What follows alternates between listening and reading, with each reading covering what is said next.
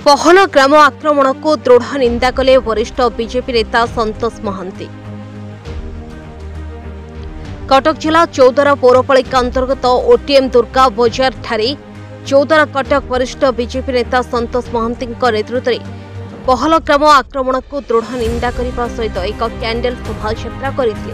तेबे पहलग्राम में गतकाली आतंकवादी माने जो बर्बर कांड घटाइले से 26 जनक निरीह जीवन चलीगला।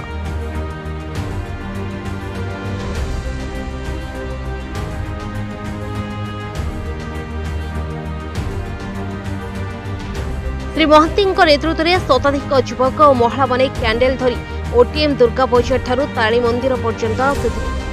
पहलग्राम आक्रमण में ओडिशा बालेश्वर जिलार परिवार को मध्य समवेदना जणाइथिले श्री महांती। शोभायात्रा शेष में शहीद होइथिबा परिवार वर्गों पई 2 मिनिट पर्यंत नीरव प्रार्थना करा।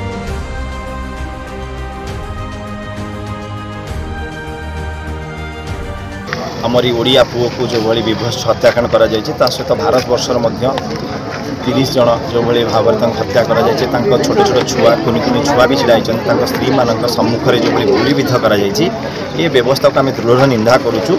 कारण ये भारत एक शांतिप्रिय राष्ट्र एवं ताधर ओडिशा मध्य एक शांतिप्रिय राज्य। प्रधानमंत्री तांको मध्य आमे निवेदन करूछु।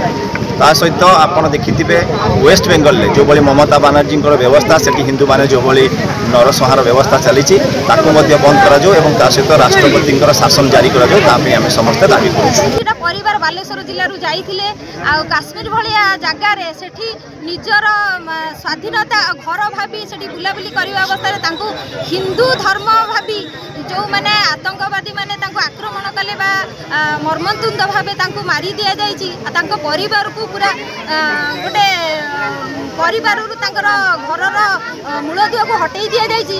सेथिपे आमे बहुत दुखित। आमे सरकार को अनुरोध करूछु जेते शीघ्र हब से आतंकवादी को तांकर उचित दंड दिया जाऊ एवं तांको परिवार को सहनशीलता भावे जेकोसी भाव में व्यवस्था रखंतु एवं हिंदू धर्म प्रति सरकार प्रति लोक मानकर जो विश्वास भरोसा अच्छी बजाई रख।